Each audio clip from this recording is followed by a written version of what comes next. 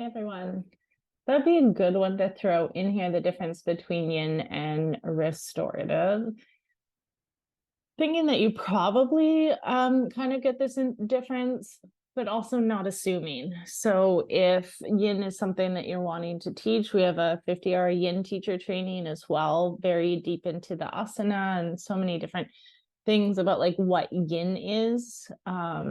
But we won't be spending that much time talking about what yin is. Um, More about what restorative is just that like yin and restorative can be so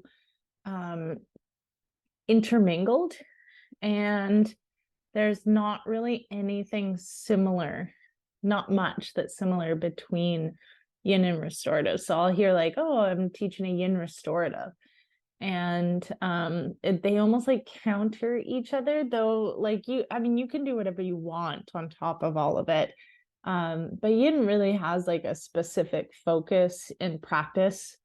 I say this a lot, right? Vinyasa, very important for cardiovascular health. Hatha, very important for strength. Yin, very important for working out the plastic tissues. And restorative, incredibly important for, first of all, balancing life, but also for healing the body and the nervous system. So let's look at the difference between yin and restorative. So both practices are on the yin aspect of the yin and yang, kind of like energy practices. And that means that like both practices are slow, they're both very intentional, they involve less postures and a really chill atmosphere. They're meant to support in discharging the nervous system, both of them, but in different ways. Yin is really about like connecting to these deep recesses within the connective tissue where we are storing pent-up emotions. It's really focused on lengthening the joint structure. Like there's so many aspects to what it's doing, yet restorative on the other side is like completely opposite to yin in the fact that it's not really about processing all the emotions, so it has that aspect to it. It's more about promotion of health, like physical health. Both types are not very similar in the other ways. They can often be taught similarly, and many faster paced yogis and teachers will teach these classes more like stretch classes. I've been to some yoga classes where, yeah, literally we move through like 16 postures, 20 postures. We're definitely like looking at like feeling a stretch in the body. Yeah, we use a bolster, so it's counted as restorative, right? But like the idea is completely the opposite of that. So as you are learning, right, restorative yoga is known for relaxing, for the healing and calming effect. Its roots are really in Iyengar yoga. He is the one that developed restorative yoga in order to support those healing through illness or injury to practice without strain or pain. Iyengar, I don't know if you know about Iyengar. Maybe you do. Maybe you know some of the story, maybe not. I don't even know this to be 100% true. It's just what I've heard and passed on in teacher training in the history of yoga. But we have a gentleman named Krishnamacharya, and he is the father of modern yoga. He is the first person to create a yoga school, and he does it in India. He calls it the Mysore school, and he brings in young boys, and then he teaches them many aspects of yoga, including the asana practice. And he is the father of modern yoga because he has 4 main students that go on and make a big impact in the world. And the first student is Indra Devi. She is a female instructor that moves to LA, and she invents the yoga mat. And she's, she really has to like call in a favor to get into this school to learn about yoga. Her family was well off and was friends with the royal family in India. And so they like called in a favor, like, by the way, she's going to your school. Desikachar is his son, and he moves on. I think he becomes a physician, moves on to create Vini Yoga, which is very like individual based. He has Patabi Joyce as a student who creates Ashtanga Yoga. And then he has a student in Iyengar. The thing about Iyengar is a sick man.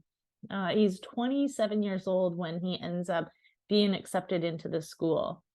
The story that I heard is he's living with his parents, and his parents don't really know what to do with him. He has tuberculosis, he has scoliosis, he's very sick, very crippled. And they send him to live with his sister, who is the wife of Krishnamacharya. And so he says, let me go, let me go, let me go. And Krishnamacharya is like, no, you're too sick, you're too crippled. And eventually they talk him into letting him go. And he says, okay, yeah, you can come, but like, how are you going to do any of the postures or anything like that? Like you can't do them. That's where props come in. Is he created props to support him in getting into the postures. And what happened as a result is he was too old, too sick. Like there's all these stories, and he became cured of both scoliosis and tuberculosis. So this then starts to really highlight the benefits of yoga as in a way of healing the body. So when BKS Iyengar goes out on his own, heads to the West, he knows the healing effect of yoga, and he creates even further the restorative practice, which is really meant to support people in their recovery.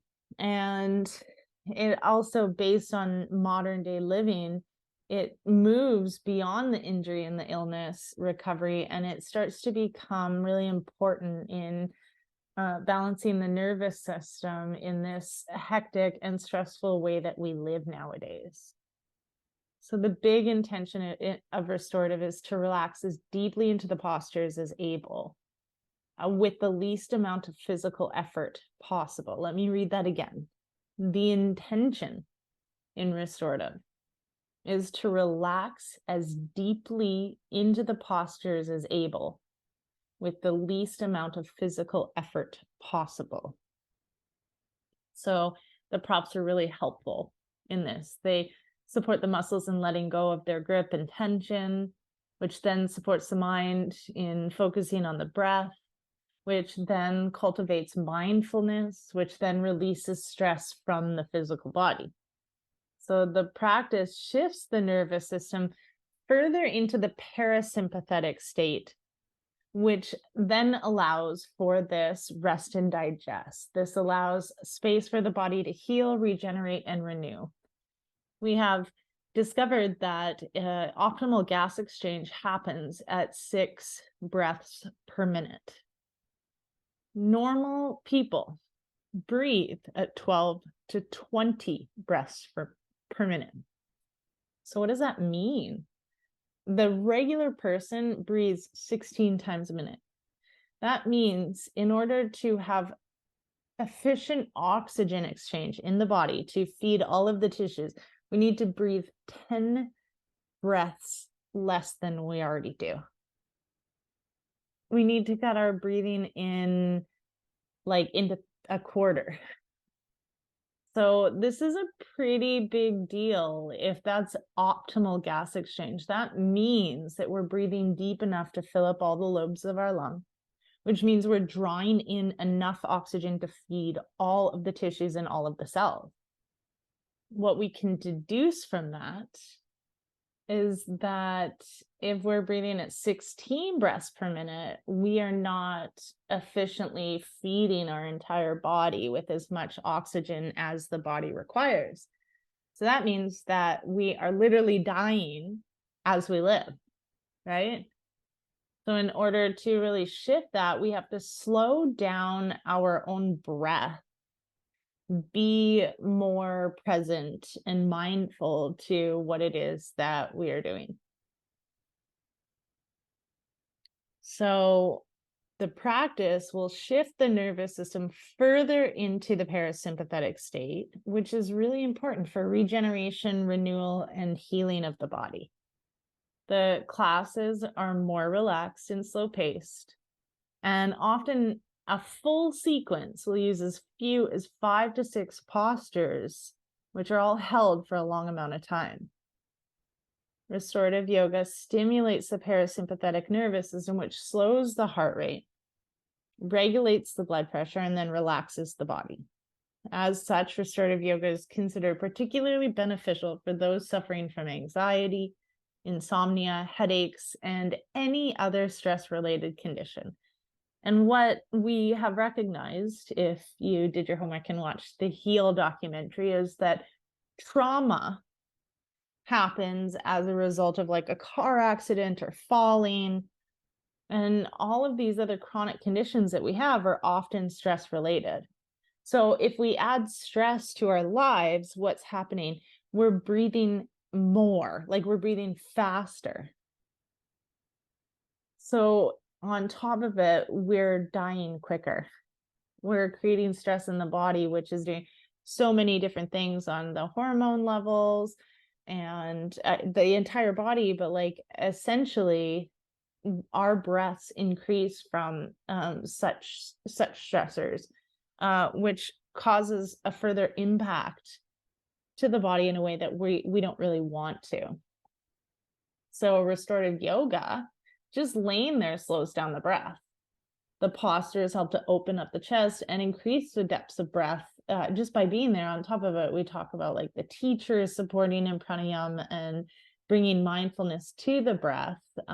This just like helps. Restorative yoga boosts the immune system and it accelerates our body's natural healing process.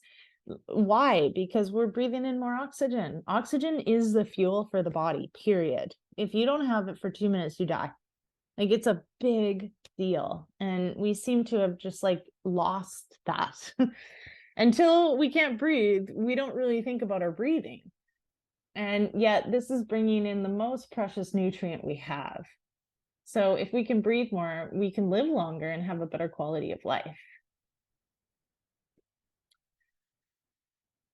So traits of restorative, it brings the body into a state of healing. Postures are held like 5 to 20 minutes and props are used a lot, like period.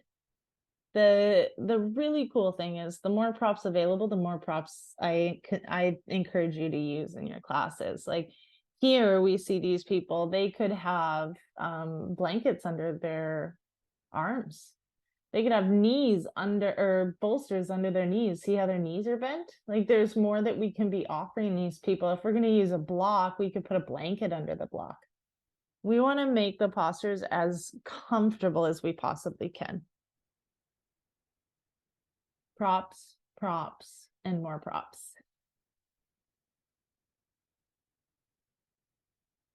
Restorative yoga is best for meditation. Those looking to heal, stress release, deep relaxation, creating a sense of safety in the body and the mind, and reaching a state of mindful rest. Restorative yoga is best for healing, best for slowing down, best for self-care. The benefits of restorative are massive, and we can sum them up with the idea that it activates the body's natural healing abilities, because we really just like shift out of fight or flight, shift into more rest and digest. These are all things that if someone is exposed to modern day culture, which most people are, if we need money to live. It's just a thing. That's it. Like we need money to live. And so there's this constant threat to our lives in the financial system. Like how can your nervous system like fully slow down if you're just at risk of constant death, So when you're in any type of fight or flight, like your digestion is slowed down, the blood is shunted from the major parts of the body into the muscles so that you can like run away. Like it's really amazing. So it really just shifts us into a place where we can heal and be and breathe. It promotes deep common relaxation, which, to be honest, in the waking state right now is more supportive of healing than our sleep sometimes, because of the way that we like fall asleep in the busyness of our days without some type of a benefit like a restorative class to slow us down before we go to sleep. So many people are just like having these terrible, like restless sleeps and wake up tired, more tired than when they went to sleep. So the result of this is it boosts the immune system. Now, if we look at yin as a type of yoga, yang is an active practice that focuses on the muscles and building strength. Yin is actually a practice that focuses on the connective tissue. It's literally like a workout for the tendons and the ligaments. You know, tendons and ligaments, the connective tissue has very little blood flow. And therefore, if there's very little blood flow, then how does healing happen? And since it's plastic tissue, like how do we work it out? So we can work out our muscle, no problem, but we can be straining our connective tissue while we're working out our muscle. And it's rarely the muscle that has the damage to it. Like if you cut a muscle, okay, but rips and tears usually happen at the tendon ligament side of things. And so stretching is just as important as muscle building, because you're only as strong as your tendons and ligaments. And so if you're constantly straining them, but you're not building them up, you're not working them out, then you're going to damage them. How do you work them out? If there's no circulation, how do they heal? If there's no oxygen getting to them, what the heck? So that's where compressive stress comes in.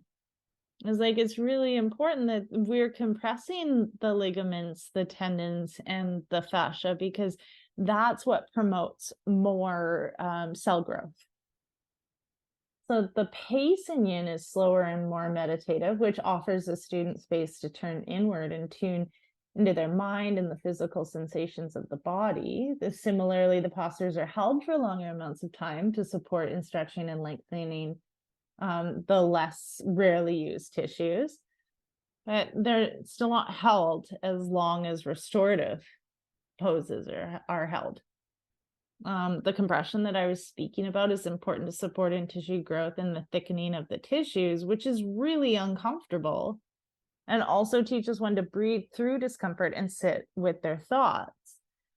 The deep stretches support us in opening to blockages and releasing that energy to flow freely. So we work through a lot in yin. That's not really the point of restorative, right? We don't want to feel a bunch of stretches, deep, deep stretches. We don't want to be uncomfortable. You know, yin practice can like put us into fight or flight in moving to open blockages. So there's really a different vibe to a yin class. I will consistently bring up the idea that yin can be very yang. No, there's a lot of holding, a lot of stretching, a lot of unblocking. That's like a yang trait, right? So there's a yang effect to a yin practice and holding the postures for long amounts of time. Though the goal is to support in the discharge of the nervous system, sometimes that work that happens in the holding can trigger the sympathetic response. So that's a thing to be aware of. This is a practice where we're really working through a lot of stuff. So yin, it mostly doesn't involve props unless they will support in the release of the muscles. So if someone, we also don't want muscle engagement in the yin, right? Because we want to move past the muscles into the connective tissue. So if someone is in a space where, like, let's say their knees don't come to the ground, then the muscles are going to be active. So we would use a prop on either side of the knees so that the muscles can disengage, and then we can move into the connective tissues. Whereas in restorative, it doesn't matter. We're using props, period. Yin, we're pretty stingy with the props. So traits of yin is that the connective tissue is the focus, the fascia and the emotions. Poses are held for about 2 to 7 minutes in general. And the yin is really rooted in Eastern philosophy, both Chinese and Indian. So a lot of people that teach on yin, they teach about the meridian lines. The meridian lines very similar to the nadis. The meridian lines house our energy, and our energy is very yin and yang. When we look at this from a yogic perspective or an Indian perspective, we have nadis, and the nadis contain our prana. And our prana is, hopefully balanced evenly between masculine and feminine. So if you start diving into the more modern practices of yin, then we're looking at like how we can affect the gallbladder meridian for healing and release around, the stomach line and those kind of things. Whereas Indian philosophy, it really is like the original. Yin is sitting in meditative posture. I mean, that's the ultimate, right? Sitting for 4 hours while you meditate and not moving from lotus posture. So it's very rooted, it's very traditional, it's very old, but it's also like a newer practice. It's something that Sarah Powers and, a lot of the new Bernie Clark, these guys are still alive today and are teaching this. And it came from this idea of like, oh, look at the meridian lines are affected definitely within these yin yoga postures. So it's kind of like this beautiful mix. Yin yoga is best for balancing a more energetic exercise routine. So as I mentioned, we need to strengthen the muscles, but we also need to strengthen the things that hold the muscles. Is very important in increasing one's flexibility. It really focuses and targets the joints, so it keeps our joints healthy and mobile. It helps to improve our posture, and a big thing is that it releases trauma and emotions that become stored within the body. The benefits of yin definitely around improving joint health. It encourages healthy connective tissue. It definitely brings balance to our bodies and lives, because not only is it like very helpful in the aspect of supporting and encouraging health within our joints and connective tissue, there's also a lot to be learned in sitting with discomfort, right? What you do on the mat, you do off the mat. So yin for me and for my students carries a lot of lessons and a lot of like noticing. So when you're uncomfortable, is like not just moving or adjusting to fix what's going on. It's more about like sitting with it. And this is really, it's in this discomfort where our growth lies. Yin definitely helps to reduce stress and anxiety. So the key differences of the two types of yoga, they're very rooted in different philosophies for sure, and they have unique objectives. Yin yoga involves an active stretch, and the goal of restorative is to be totally supported by props with only passive movement and passive stretches. Yin yoga focuses on stretching the connective tissue, and restorative focuses on the release of body-mind tension, bringing the nervous system to a place of healing. In yin, the props are meant to deepen or ease the posture. In restorative, props are used freely and are meant to fully support the body. Restorative poses are held longer than yin poses, pretty much, mostly. And then yin yoga is rooted in Eastern philosophy. Restorative yoga is more rooted in Western medicine. So hopefully this is supported in like a deeper understanding of what the practices are offering. Yeah, if you have any questions, always feel free to reach out. But I think it would be really helpful for you to take a little bit of time to journal right now and be specific about like, what does restorative mean to you? What does yin mean to you? What have you been offering? And then what are you getting out of this? Like, what did I just say to you in your own words? And how are you going to convey this to your students? Because a general amount of younger more active people who probably need more restorative than anyone are like so against this. Yet when we're educated and we know exactly why we're doing this, then we're more apt or more likely to start to really enjoy this and know that when we're laying down doing nothing, we're doing more than if we were in a vinyasa class. I had a friend in my teacher training that says that, you know, she started taking restorative. She lost over 100 pounds taking restorative yoga. That it wasn't really about the exercise, it was more about all the stuff that she was holding on to. And when she started to relax and heal, you know, her tummy started to heal from colitis, and she stopped holding on so tightly to these. She said she had just like so many layers because she was putting up like a wall or insulation between her and everyone around her. So there's some really beautiful lessons that can come from slowing down. Yeah. So thanks for listening, and I will see you in the next video.